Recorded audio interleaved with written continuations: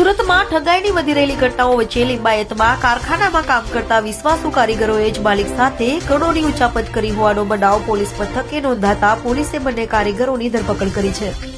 Limbayat police પાસેથી મળતી માહિતી મુજબ લિંબાયત ખાતે આવેલ યસ વિવિંગના કારખાનામાં કામ કરતા વર્ષો જૂના બે એકાઉન્ટન્ટ, જેમાં અડાજણ એલપી સવાણી સ્કૂલ પાછળ આવેલ શાંતિનગર સોસાયટીમાં રહેતા નિમેશ પ્રવીણચંદ્ર મૈસુરિયા અને સુરત જિલ્લાના પલસાણા કડોદરા રોડ પર આવેલ જોલવાડી આરાધના ગ્રીનલેન્ડમાં રહેતા અતુલ રાકેશ ચોરસિયાએ કરોડોની ઉચાપત કરી હતી।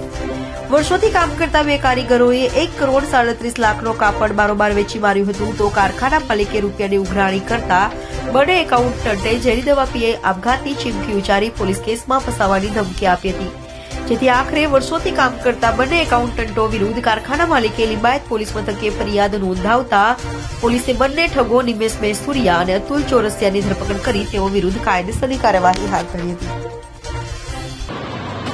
લિંબાયત પોલીસ સ્ટેશનની અંદર એક અરજી તપાસ ચાલતી હતી। આ અરજી તપાસના અંતે લિંબાયત પોલીસ સ્ટેશનમાં છેતરપિંડી વિશ્વાસઘાતનો એક ગુનો દાખલ કરવામાં આવ્યો છે।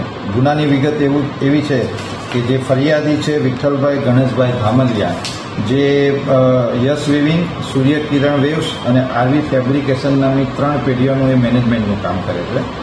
આ ત્રણેય કંપનીઓની અંદર નિમેશ કુમાર પ્રવીણચંદ્ર મૈસુરિયા અને અતુલ રાકેશભાઈ ચોરસિયા બંને એકાઉન્ટન્ટ તરીકે નોકરી કરતા હતા।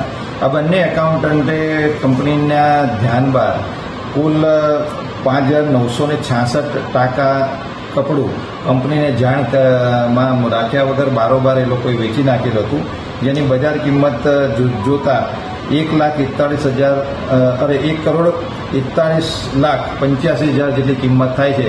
આમ આ લોકોએ 1,41,85,000 રૂપિયા કંપનીને જાણમાં રાખ્યા વગર બારોબાર એ લોકોએ વેચી કાઢેલા હતા।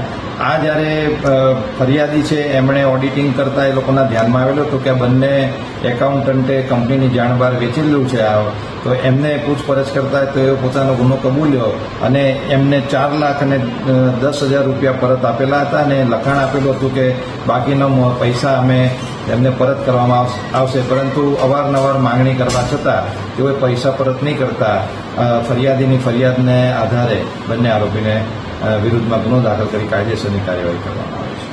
Thank you.